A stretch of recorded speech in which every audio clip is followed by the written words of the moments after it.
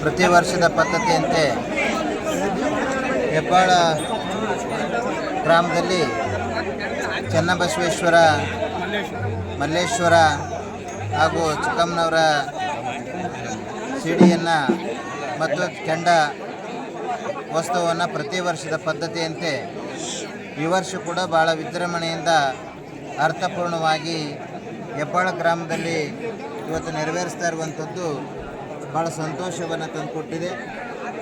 ಪ್ರತಿಯೊಬ್ಬ ಭಕ್ತರಿಗೂ ಕೂಡ ಧಾರ್ಮಿಕ ವಿಧಾನಗಳು, ಜಾತ್ರೆಗಳು ಅಂತಂದರೆ ಅದು ಧಾರ್ಮಿಕ ವಿಧಿವಿಧಾನಗಳನ್ನು ಭಗವಂತನನ್ನು ಸ್ಮರಣೆ ಮಾಡೋದ್ರ ಮುಖಾಂತರ ಭಗವಂತನನ್ನು ವರ್ಷಕ್ಕೊಂದ್ಸಲ ಜಾತ್ರೆ ಮಾಡಿ, ಅಭಿಷೇಕ ಮಾಡಿ ಮತ್ತು ಧಾರ್ಮಿಕ ವಿಧಾನಗಳನ್ನು ಮಾಡಿ ಆ ಭಗವಂತನಿಗೆ ನಮ್ಮಲ್ಲಿರುವಂಥ ಭಕ್ತಿಯನ್ನು ಸಮರ್ಪಣೆ ಮಾಡೋದಕ್ಕೋಸ್ಕರ ಹಿಂದಿನಿಂದನೂ ಕೂಡ ಹಿರಿಯವರು ಈ ಭಾಗದ ಎಲ್ಲ ಭಕ್ತರು ಸೇರಿ ಒಂದು ಆಚರಣೆಗಳನ್ನು ಮಾಡ್ಕೊಂಬರುವಂಥದ್ದು ಭಾಳ ವಿಶೇಷ.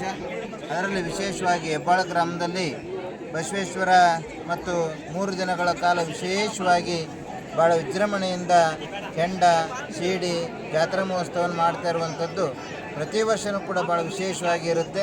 ಬಹುಶಃ ಭಕ್ತಾದಿಗಳೆಲ್ಲರೂ, ಗ್ರಾಮದ ಮಹಿಳೆಯರು, ಮಕ್ಕಳು, ಹಿರಿಯವರೆಲ್ಲರೂ ಸೇರಿ ಈ ಕಾರ್ಯಕ್ರಮವನ್ನು ಭಾಳ ವಿಶೇಷವಾಗಿ ಮಾಡ್ತಾ ಇದ್ದಾರೆ. ಪ್ರತಿ ವರ್ಷ ಇದೇ ಥರ ನಡ್ಕೊಂಡು ಹೋಗಲಿ.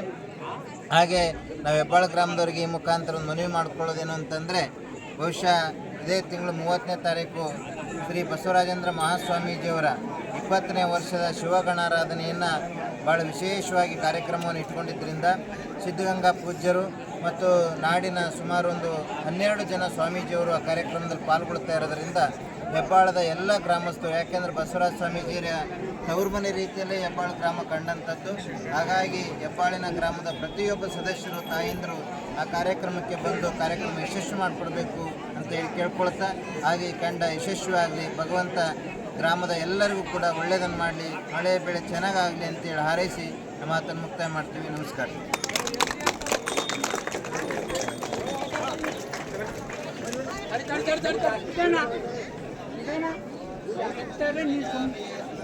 ಸಿದ್ದಣ್ಣ, ನೀನು ಮುಟ್ಟಕ್ಕೆ ಹೋಗಬೇಡ, ನೀನು ಪಂಚ್ ಮಾಡಬೇಕು ಸುಮ್ಮನೆ.